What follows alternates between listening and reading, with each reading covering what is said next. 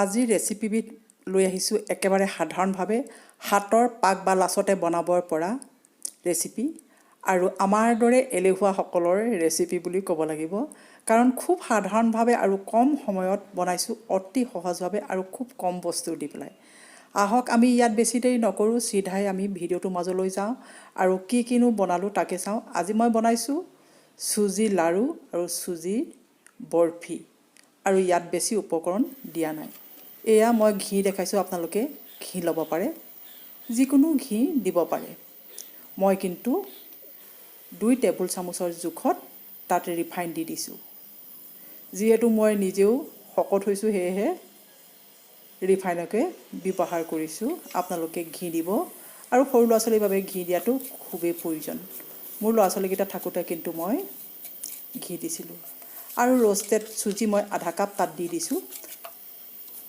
আপোনালোকে যদি কেঁচা সুজি ব্যৱহাৰ কৰে তেন্তে আপুনি অলপ সময় বেছিকৈ ভাজিব মোৰ বেছি সময় ভজা প্ৰয়োজনে নাই আৰু তাত দি দিছোঁ লং এই কাৰণে দিছোঁ অকল সুগন্ধ বুলি নহয় লঙে যিকোনো বস্তু ভালে ৰখাত সহায় কৰে সেয়েহে মিঠাই আদি বনালে আমি লং দিব লাগে আৰু গোটা চেনি যদি আপুনি ব্যৱহাৰ কৰে তেতিয়াহ'লে 3 চামুচ দিব আৰু যদি আপুনি গুড়ি কৰি লোৱা চেনি দিয়ে তেন্তে 4 চামুচতকৈ অলপ বেছি দিব আৰু মিঠা কিমান হৈছে সেইটো চাবৰ বাবে আপোনালোকে জিভাত অলপ লৈ চাব পাৰে যদি মিঠা কম হোৱা যেন দেখে আৰু অলপ তাত দি দিব এইখিনি প্ৰায় হৈ গ'ল দেখিলে মই চেনিখিনি খুব ভালদৰে মিহলাই ল'লোঁ আমি এতিয়া চেনি চিৰাপ নকৰোঁ কৈছিলোঁৱে হাতৰ পাকতে বনাম সেয়েহে মই ঠাণ্ডা পানী অলপ দি দিলোঁ যিহেতু হালৱা বনালে যি পানী ব্যৱহাৰ কৰোঁ তেনেদৰে সৰহকৈ পানী দি দিব সুজি গোটা যিটো গুটি হৈ থাকে সেইখিনি তেনেদৰে থাকিবলৈ দিব খুব পানী কমকৈ ব্যৱহাৰ কৰিব দেখিছে আৰু এইটো জোখত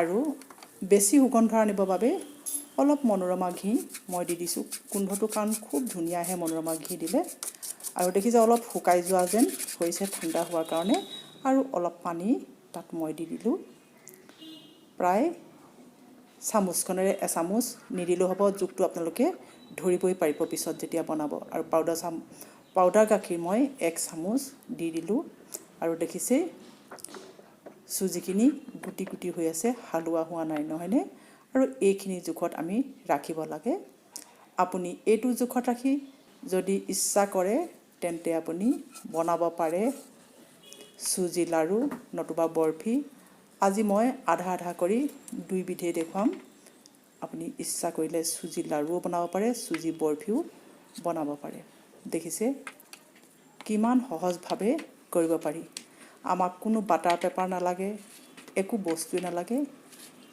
আৰু সিম্পলভাৱে আমি ঘৰত যেনেকৈ বনাওঁ মই তেনেকৈ দেখুৱাই দিছোঁ আৰু সাধাৰণভাৱে আমি বজাৰৰ দৰে মিঠাই ঘৰতে তৈয়াৰ কৰিব পাৰোঁ হয়তো বেছি আমি মা মছলা নিদিয়াৰ কাৰণে বজাৰৰ দৰে ৰং ৰূপ নহ'ব পাৰে কিন্তু কৰিব পাৰোঁ ইয়াত মই হালধীয়া ফুড কালাৰ আপোনালোকে দেখিছে গুড়িটো লৈছোঁ পাউডাৰটো এচিকুট লৈছিলোঁ আৰু তাত অলপ পানী মিহলি কৰি দিয়াৰ লগে লগে খুব ধুনীয়াকৈ হালধীয়া হৈ গ'ল আৰু নাৰিকলৰ গুড়িখিনিৰ লগত মই মিহলাই ল'লোঁ আৰু এনেদৰে বৰফিটো ওপৰত দি দিব দেখিবলৈ খুব ধুনীয়া হয় কাৰণ যিকোনো পৰিৱেশন আজিকালি চকুত নলগা হ'লে মানুহে বেয়াই পায় সেয়েহে মই চকুত লগা কৰিবৰ বাবেহে এনেদৰে ওপৰত নাৰিকলৰ গুড়ি ছটিয়াই দিছোঁ কিন্তু নাৰিকলৰ গুড়ি ছটিয়ালে যে ভাল লাগিব সেইটো নহয় কিন্তু সাধাৰণভাৱে আপুনি যদি নাৰিকলৰ গুড়ি নাথাকে তেতিয়াহ'লে সাধাৰণভাৱে আপুনি বৰফি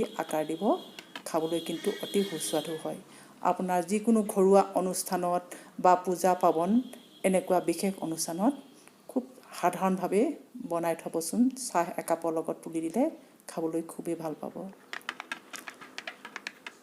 কিছুমানে কি কৰে তাৰ সাইডটো সমান নহয় কাৰণে পেলাই দিয়ে নহয়নে আমি কিন্তু কটাৰীখনে সমান কৰি দি দিছোঁ এচিকুটো নেপেলাওঁ আৰু এইখিনি বেছি ঠাণ্ডা হ'বলৈ নিদি মই লাড়ুকেইটা বনাই পেলাবলৈ লৈছোঁ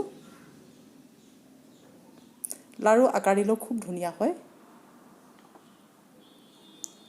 আৰু বেছি ধুনীয়া দেখিবৰ কাৰণে মই এটা লং তাত গুজি দিলোঁ। দেখিছে লাড়ুটো খুব ধুনীয়া হৈ পৰিছে। খুব সহজতে কৰিব পাৰি হাতৰ পাকত।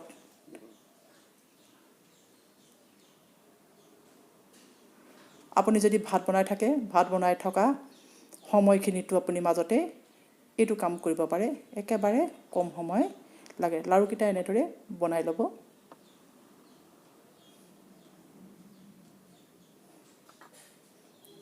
আৰু এনেদৰে নাৰিকলৰ গুৰিখিনি ওপৰত লেয়াৰ দি দিলেই হৈ যাব।